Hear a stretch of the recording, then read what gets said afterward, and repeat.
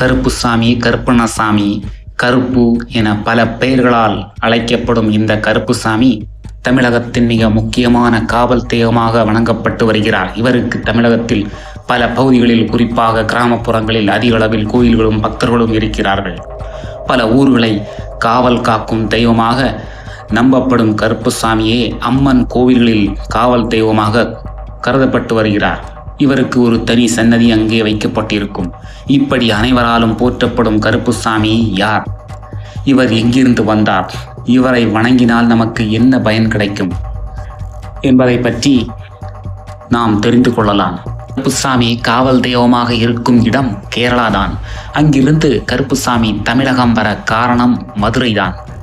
அதனால்தான் மற்ற மாவட்டங்களை விட மதுரை மாவட்டத்தில் கருப்புசாமிக்கு அதிகமான கோயில்கள் இருக்கிறது. மதுரை அழகர் கோவிலை காவல் காத்து கொண்டிருக்கும் மிக முக்கியமான சக்தி வாய்ந்த 18ஆம் பட்டி கருப்புசாமி. இந்த பகுதியை சேர்ந்த மக்கள் இந்த கருப்புசாமி மேல் மிகுந்த பக்தி கொண்டு மிகவும் பயபக்தியுடன் வணங்கி வருகிறார்கள். அநியாயங்கள் செய்தால் கருப்புசாமி கேட்பார் என இந்த கருப்புசாமி மீது பயமும் அதிகம் இருக்கிறது. கேரளா தேசத்தை ஆட்சி செய்த அரசன் ஒருவன் ஒருமுறை பாண்டிய நாட்டில் உள்ள திருமாலிருஞ்சோலை என்னும் திவ்ய தேசமான அழகர் கோவில் வந்து அங்கே உள்ள அழகான கள்ளழகரை தரிசித்தார்.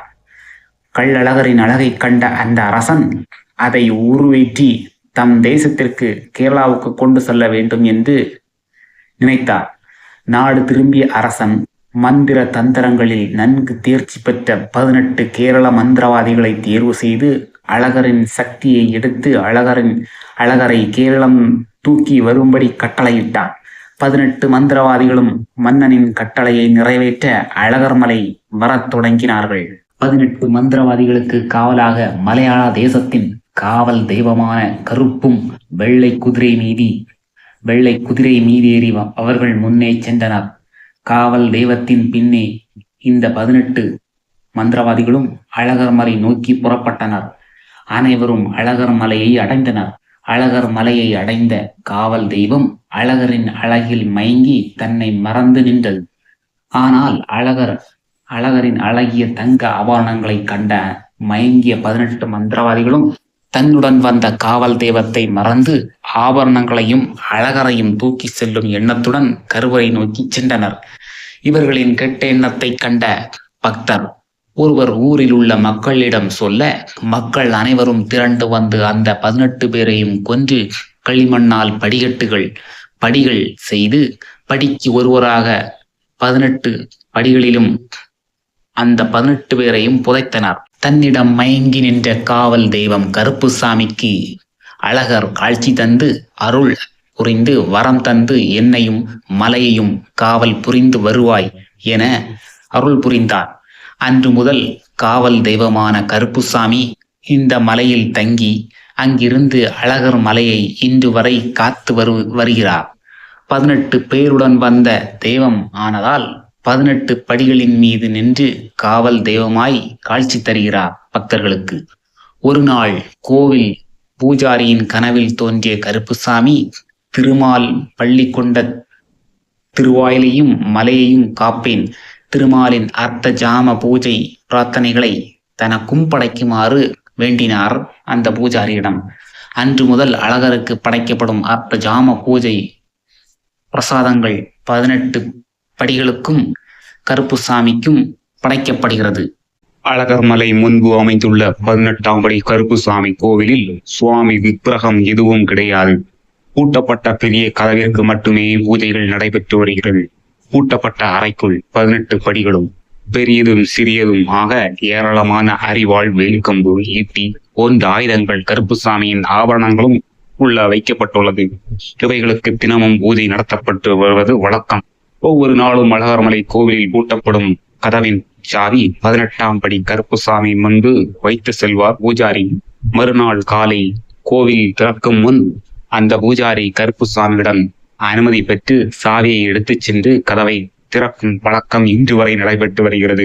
சித்திரை திருவிழாவிற்கு அழகர் மதுரைக்கு புறப்படும் போது மதுரையிலிருந்து கோவிலுக்கு திரும்பும் போதும் அழகர் அணிந்திருந்த நகைகள் எண்ணப்பட்டு அந்த பட்டியல் 18ஆம் படி கருப்புசாமி முன்பு படித்து காட்டப்படும்.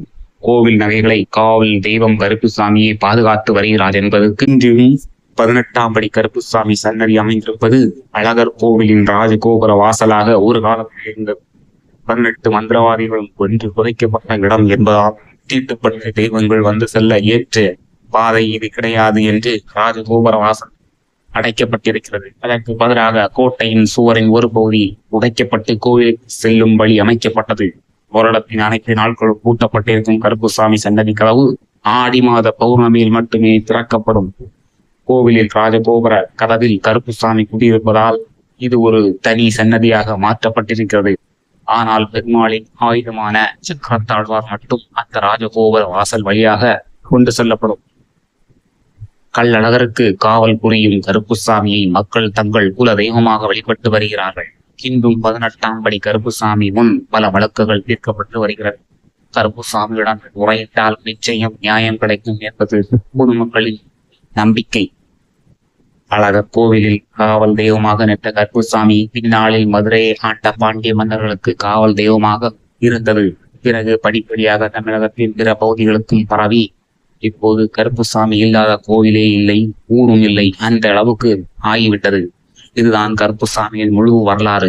இந்த வரலாறை தெரிந்த உங்களுக்கு நீங்கள் நினைத்த காரியம் சீக்கிரம் நடக்கும். கருப்புசாமி அருள் கிடைக்கும்.